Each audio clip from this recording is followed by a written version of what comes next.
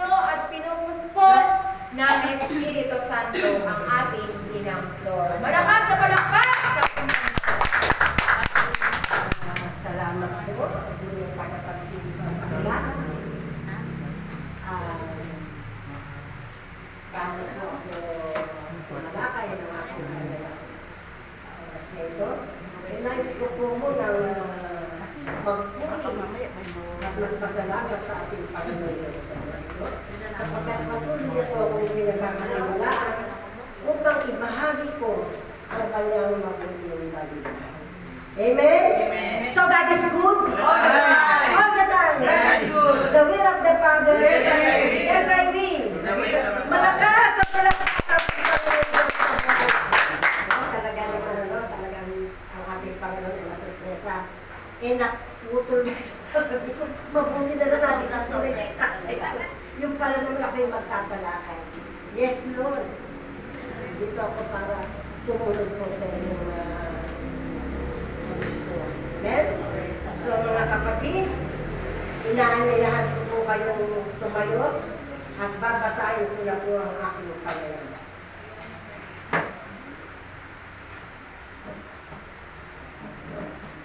Ang unang sulat ni San Pablo sa taga-Corinto. Ang taong nakipag-isa kay Kristo ay bagong nilalang, new creation. Kaya kung nakipag-isa na kay Kristo Jesus, ay isa na siyang bagong nilalang. Wala na ang dati niyang pagkatao, sa halip ito ay napalitan na ng bago. At ang Diyos ang gumawa nito ng lahat sa pamamagitan ni Kristo. Ibinilang niya kami bilang mga kaibigan at hindi na kaaway. Pinagkatiwalaan niya kami upang maglingkod ng sa gayon ang mga tao ay maging sa Kanya. Amen? Amen. So, pwede na po tayo magpo at maraming salamat po. Ay, ano yung standing there? No? So, magtatanong po ako ha? Kasi tungkol po sa kaligtasan. Kailangan malaman po natin kung anong kaligtasan. Amen ba? Amen. Ano po ba ang kaligtasan, mga kapatid? Ang kaligtasan po ay kaloob o regalo ng Diyos at walang sino man ang pwedeng iligtas ang kanyang sarili. Amen?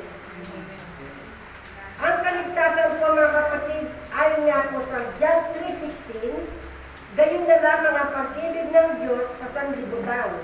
Kaya ibinigay niya ang kanyang bugtong na anak upang sumumpalataya sa Kanya at hindi mapahamak, kundi magkaroon ng buhay na walang hanggan. Amen? So God is good. All the time. All the time. God is good. The will of the Father. Yes, I will. Yes, I will. The will of the Malakas Father. na palakpak sa ating Panginoon sa buhay. Sabi nga po, no? Ang sino man ang mag-iwan ng kanyang asawa, anak at magulang nang dahil sa ating Panginoon sa Kristo, sa mabuting balita ay tatanggap ng gantimpala mula sa Diyos. Amen? God is good talaga, di po ba, no? Sapagkat ito po ay walang hanggang kapiling natin ng Diyos ang nangyari. Walang hirap, walang gutom, walang sakit, walang kamatayan sa piling ng Diyos. Gusto niyo ba yun, mga kapatid?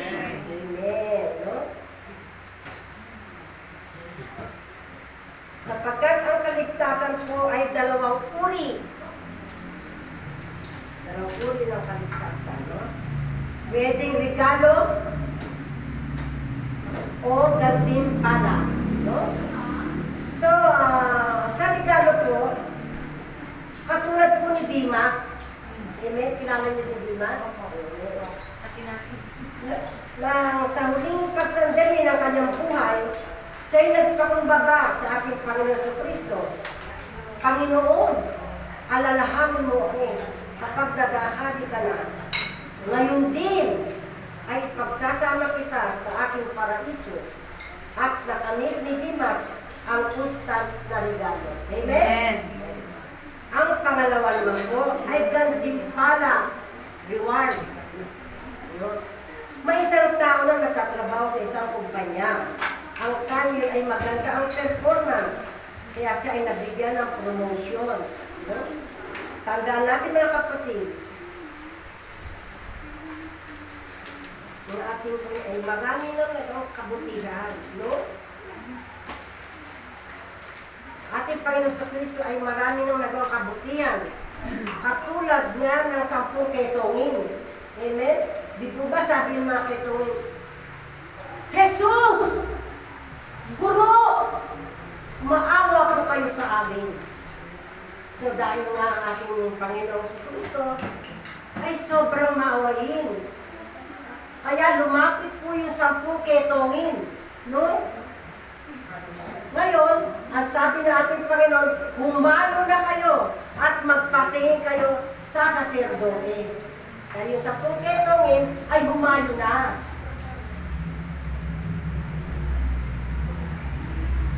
At pagkami, upang humingi na kagalingan, sinabi natin pa yun, umalis na kayo at magpatingin. At habang sila'y naglalakad, ay nakita ng isa na gumaling at nawala ng etong sa kanyang katawan. Kaya dali-dali siyang bumalik at nagpatira pa sa harap ng ating Panginoon. Amen? Hindi ba't 10 ang aking pinagaling? Bakit silang nagbalik at nagpuli sa akin? No? Ganun naman po talaga. No? Tayo, pero hindi ko po nilahat mga kapatid. Kapag nakamit na natin ang ating mga kailangan, tayo po ay nakalilimot na magpasalamat sa ating Panginoon Kristo.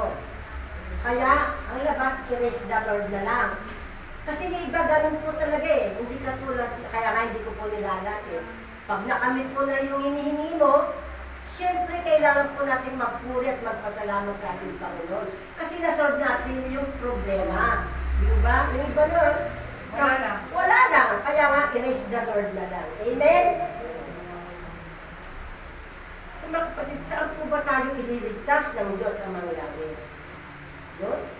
Number 1, sa kasalanan. Dito po nilalarawan sa Biblia na paglabag sa kautusan ng Diyos at pagsuway sa Diyos. Amen? Kasi po mga kapatid, ang kasalanan, ito pa yung kapag ito pa yung ito nahihiwalay sa ating sa relasyon natin sa Diyos. Amen? No? At siyempre po, ito yung kasalanan, yung pinanahihiwalay tayo sa ating Panginoon. No? Number 2, karamdaman. Meron po tayong 5 uri ng karamdaman mga kapatid. Number 1, natural disease.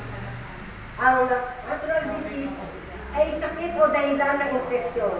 Physical na dahilan at marami pang iba. Amen? Number 2, emotional disease. Ang emotional disease po ay isang sakit ng isang tao ay tumutukoy sa emotional na karamdaman. Number 3, psychological disease. Ito po yung patungkol sa nararamdaman ng isang tao tungkol sa iniisip at pag-uugali ng isang individual. No? Ito po ay number 4, ito po yung psychological. Sin disease, ito po yung tumutukoy sa sakit dulot ng kasalanan. Number 5 is spiritual disease. Ay sinasabing kawalan kilos sa pananampalataya dahil sa masamang espiritu.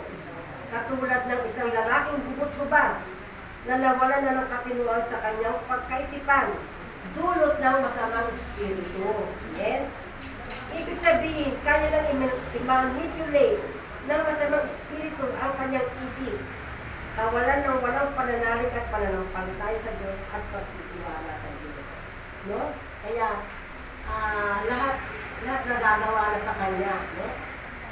Number 2, karamdaman. Amen?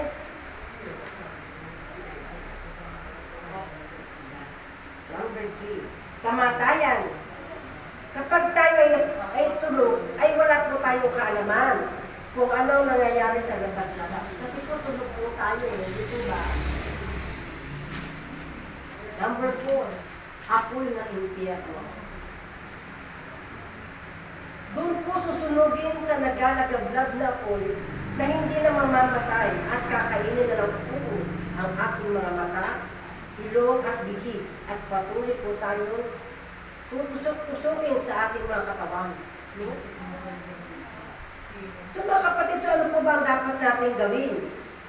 Kundi magsisi at humingi ng tawad sa Diyos na may kababaang loob upang sa ganon hindi tayo mabubulig sa apoy ng impyerno at makakamit natin ang buhay na walang hanggan sapagkat ang Diyos ay makapangyarihan at makatahanan.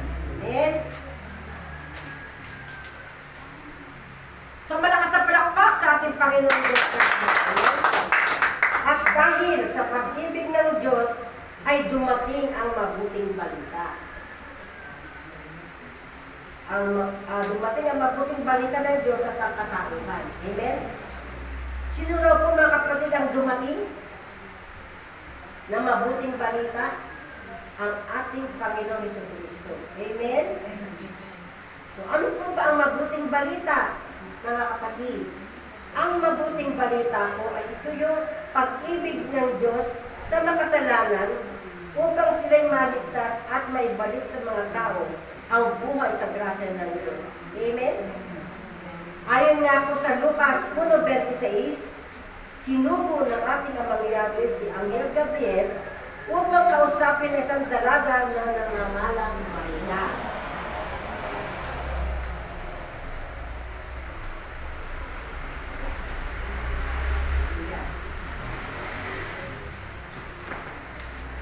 Magalak ka, Maria, sapagkat ikaw ay kalugod-lugod sa Diyos.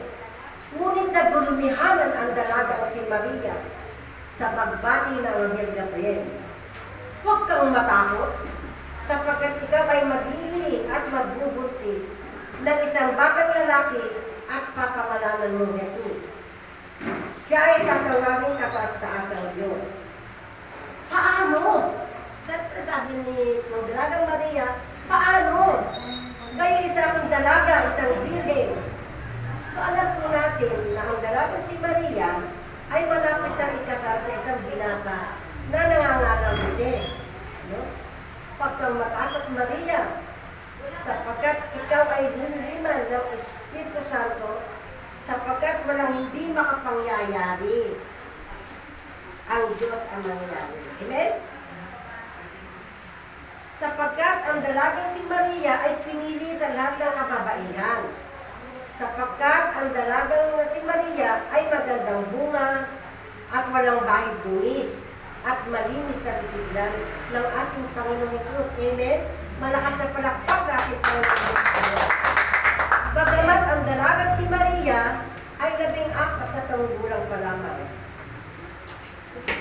Ngunit ipinagkaloob niya ang kanyang murang katawan at sumunod siya sa kalooban ng Ama. Ako'y alipin ng aking Panginoon. Mangyari nawa sa akin ang iyong sinabi at ang marinig ni Anghel Gabriel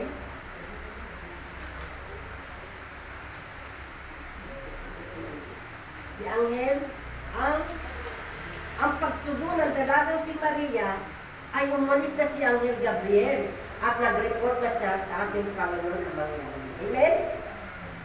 At dahil sa pagtugon ni Inang Maria, ay dumating ang kaligtasan sa sangkatauhan. God is good. All the time. All the time. That is good. The will of the Father. Yes, I will. Yes, I will. The will of the Father. Amen. No? At habang nag-uusap sila, ay nakikita ng dalagang si Maria, si Anghel Gabriel. Sapagkat ang dalagang si Maria ay isang visionary. At bukod doon ay mayroon pa siyang katangian, no? Number 1, kalinisan, kabutihan, makadiyos, kababaan ng loob, kaalaman, katatagan at pagpipili sa sarili. Yun po ang katangian ng dalagang si Maria.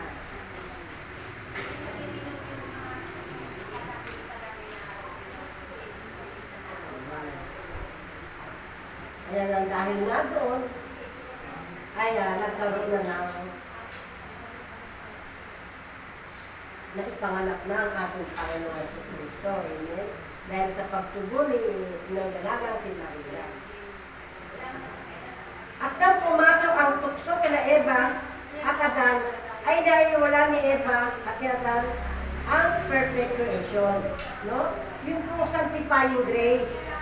Ito po yung buhay kabanalan mula sa Diyos. No? Dati-dati, nung perfect creation pa, narinig nila ang tinig ng Diyos, nakapiling nila ang Diyos, nakikita nila ang Diyos. Walang hirap, walang karamdaman, puros kagalakan, puros kasiyahan, walang buto. Nang dahil nga, sana'y wala nila ang perfect creation, ito'y naging imperfect creation na. At nagkaroon na ng iba't ibang sumpano ng sakit, katulad ng diabetes, prostate, high blood, cancer, at ano-ano pang mga sakit. No? Nang dahil nga sa pagsuway nila Eva at Adan sa kalooban ng ating mangyari. Amen? Sige ba ng kwento? Amen. Amen? Amen. Amen. So mag-storytelling tayo kila Eva at Adan. At sinimulan ng tuksohin ng ahas si Eva. No? At alam niyo ba ang ginawa ng ahas na yon? Ng manunukso na yon? Sabi nga. Sabi, siyempre gawin yung ahas, di ba? Lumalabas yung mga dila niya na nagsasanga-sanga. Kasi sinungaling nga si, di ba? Manunukso nga siya. Kaya habang at sabi kay Adan, nagtataka si Eva, saan ang gagaling ang sumusot-sot sa akin? Sabi niya. Hindi niya alam, yung ahas na nasa likod nasa likod ni Eva. Sabi niya, sabi, di ba? Oh, nakikita ni Eva. Yung ahas ay diablos at upang gayumahin si Eva. Bakit hindi mo kainin ang buwang kahoy na sa gitna? Sabi nung ahas. Dilang pintas yun. Oo, kasi nga diba, habang nga kinakausap nung ahas si Eva, pananawa ang lamit ng dila nung ahas. Mga gano'n. Hindi yung... Naghahanap na Diba? may biktima talaga lang. Oo, talaga, diba? Kaya sabi nga, ngunit sinabi ni Eva na hindi pwede, sapagkat kapag kinain namin ang buwang kain na yun, ay kami mamamatay. At sabi na naman nung hindi ito yun, sabi niya. Kapag kinain nyo ang buwang kain na yun, siyempre, ang alam kasi natin, hindi kundi prutas, di ba? Yung mansanas, di ba? Ili matutulad kayo sa inyong Panginoon na matalino at makapangyarihan. Bagamat si Eva ay mayroong pagnanasa, kaya kinain niya ang buong kahoy na ipinagbabawal at pumunta si Eva ng bunga niya. At hindi pa siya naganahan di ba? At tinawag niya pa si Adan. Adan! Adan! Sabi niya. Halika, sabi niya. O, di ba? At nang makita niya at lumapit naman ang kanyang esposo, no? At nang makita ni Adan na kinain ni Eva ang bungang kahoy na yun at si Adan ay nagalit sa kanya. Bakit kinain ang bungang kahoy na pinagbabawal ng ating Panginoon? Kasi sabi niya, sabi nung ahas no? Kaya sabi nung ahas, siyempre, no? Nasisiyan kasi nagayuman na niya sila Eva at Adan di po ba? Kapag kinain natin, matutulad tayo sa ating Panginoon na marunong at makapangyarihan. At dahil nga sa nakumbinsi na nga nung ahas sila Eva at Adan, ay sabi niya,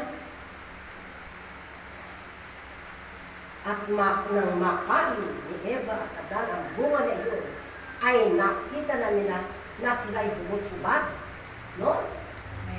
At sila'y nagkaroon na ng hiya, risya at kamalayan, sapagkat sila'y wala ng saklot sa kanilang katawan. No? Siyempre, ang style nun eh. Siyempre, hubot-hubad na sila eh. Kita-kita na nila yung kanilang mga kasawan. Kaya ang ginawa nila, nahihiya na sila sa kanilang sarili. Kasi dati-dati wala nga silang iya, wala silang isya, di ba? So ngayon nakita nila na sila wala nang saklot sa kanilang katawan. Kaya ang ginawa nila, kumuha sila ng dahon ng igos at tinakpan nila ang kanilang bugat na katawan. Siyempre, si Eva, dalawang tatakpan niya, di ba? Kaya ganito, ganito nangyari. Di ba? Kasi pag isa lang, lalabas to. Pag dito naman, lalabas yan. Diba kaya dalawa? No? At si Adan naman, siyempre, nagtakip na rin kasi makikita yung kanyang nakalawit. Diba? Amen. Amen ba? Amen. At walang ano-ano, nakarinig sila ng yabang na nagmumula sa hardin. At alam nila kung kaninong yabang. Oo. Na yun, at tinawag sila Eva at Adan. Eva, Adan, nasaan kayo? Ngunit natatakot silang lumabas dahil sila'y bubad. Nasaan kayo? Panginoon, natatakot po kaming lumabas sapagkat kami po ay hubad. Sino may sabi sa inyo hubad? Malibang kinain ninyo ang bunga na yun na aking pinagbabawal. At dahil doon, sa pagsuway ay nilisan nila ang paradiso. Sapagkat hindi alam nila Eva at Adan ang kinain ng bunga ay bunga ng karunungan at kaalaman. Amen? Malakas na palakpak sa ating Panginoon Diyos. At dahil nga sa pagsuway nila sa kalooban ng ating Panginoon nangyari, ay nilisan nila dahil sa hiya, no? Ikaw babae, maghihirap ka sa iyong panganganak. Diba ang hirap na matagal ng anak? Diba ang nasa kuka? Oo. Ang isa naman ay nasa gano'n, diba? Oo. Kaya, yun ay lalo sa pagsumay nila sa kalooban ng ating Amang Yahweh. At ikaw naman lalaki, lahat ng iyong kakainin na iyong pagpapawisan. No? At yan nga, mga kapatid, ang nagaganap sa ating kasalan. Amen? Amen. Malakas na palakpak sa ating Panginoon Diyos sa Christ. Di po ba? Dahil nga sa pagsuway, kailangan mga kapatid, huwag tayong sumuway, kundi sumunod tayo sa kalooban ng ating Amang Yahweh. Amen ba? Amen. At kaya nga doon, katulad niya, alam niyo po ang ating Panginoon ay talagang maawain, mahabagin. At tungkol nga, doon nga po sa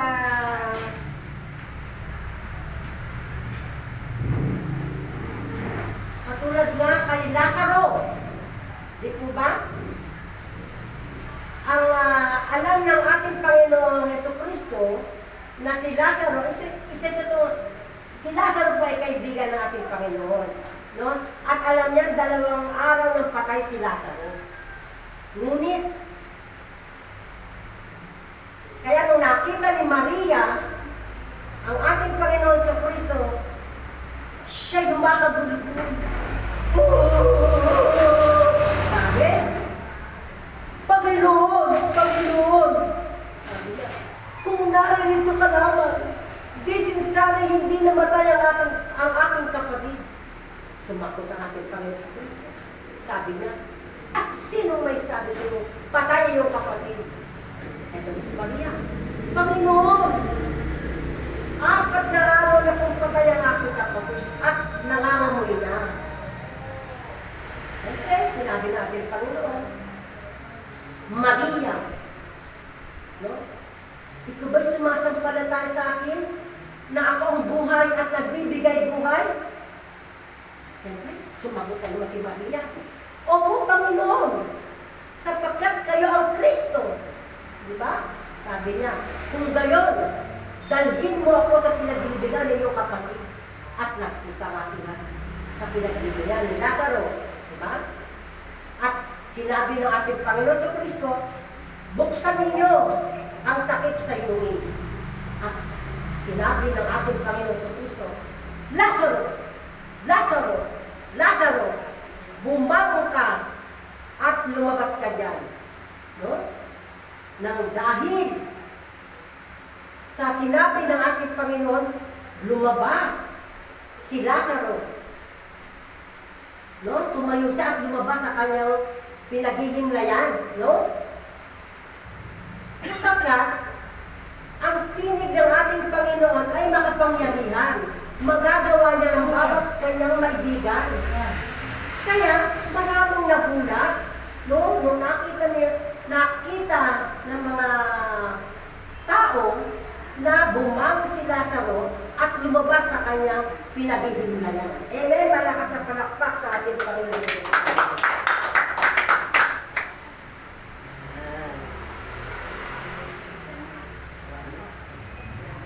Kaya yung po marami talaga, maraming kabutihan at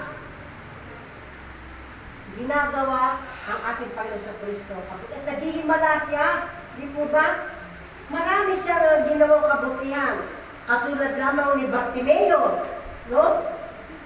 Isang bulag. Di ba? Ngayon, narinig niya ang tinig ng ating Panginoon Jesus. At sabi niya, "Jesus, anak ni David, maawa po kayo sa akin." Siya pinagbawalan ng mga alagad ng ating Panginoon. Ngunit, hindi siya tumigil. No?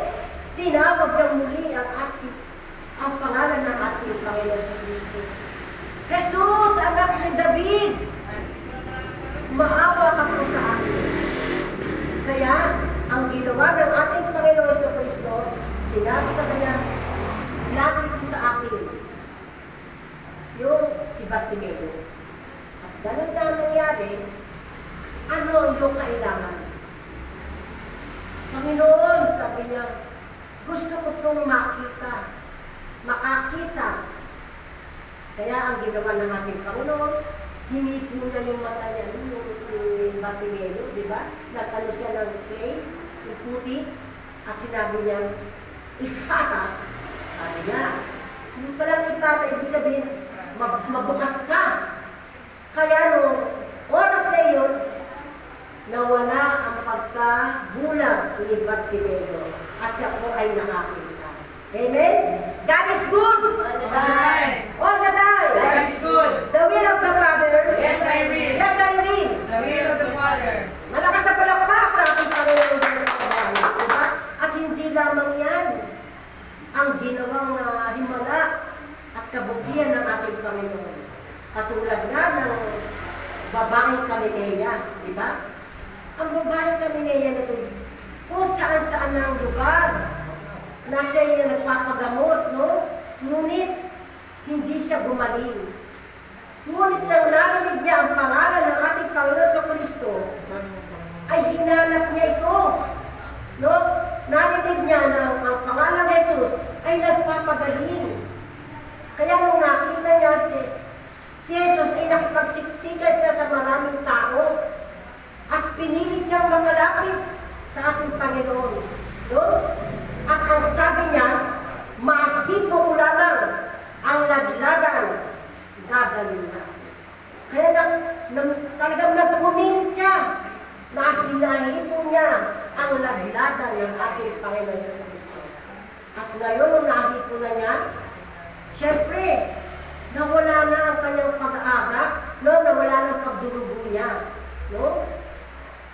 At sinabi ng ating Panginoon, may nag-release na kapangyarihan sa kanya. Amen? No? At sinabi sa kanyang mga alagad, "Sino ang humipo sa akin?" Kaya nagtaka yung mga alagad.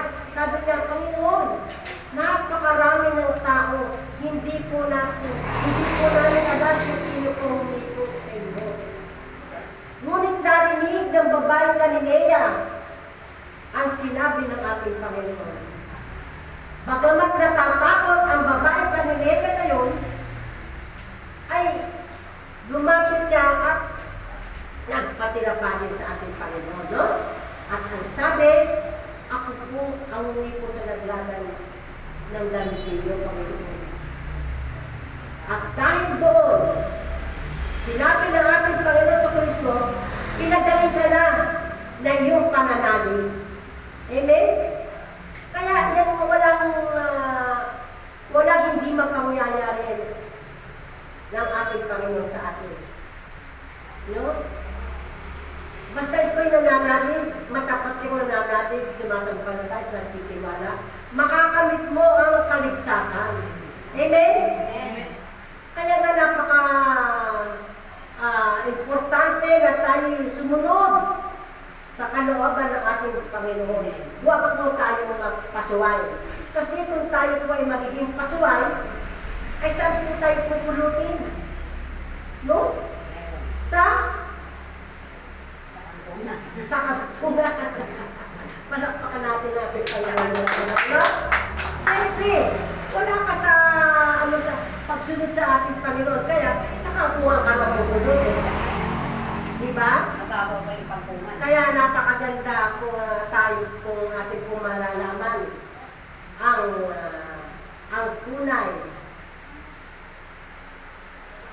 na ating makakamit ang kaligtasan. No? Kaya nga po, Brother Ben, sabi nga, ating Panginoon, Brother Ben, nagkakapit siya po ay lumapit, at sabi nga, nakamit niya ang lahat ng humiling ng kaligtasan sa ating Panginoon ay nakamit nila. Diba? Nagkaroon na nabuksan yung mata ni Bartimeo at nabuhay na muli si Lazaro at huminto ang pagdurugo ng babaeng Galilea. Amen? Sabi nga po, magtiwala lang tayo at kumapit tayo sa ating Panginoon Kristo at hindi tayo maliligaw. No? Huwag po tayong pasusuway. Amen po ba? So maraming salamat po sa inyong pakikinig. Mamaya ka na lang kumanta pagkatapos ko. Ha? Pagkatapos ko mag-talk ko, kanta ka. Tungkol sa kalooban ng ating Panginoon Jesus. No? Tungkol sa kaligtasan. Diba? Walang ibang kaligtasan kundi si Jesus lamang. Amen. No?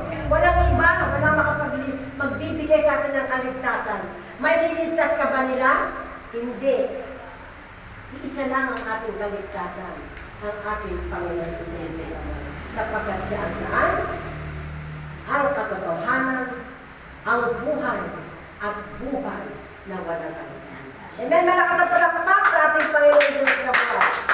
So, sabi natin, kapatid, mamaya na ito kumanta. Pagkatapos ko. Pagkatapos niya tumalakay. O, ikaw na ngayon mag-moderator, tawagin mo siya.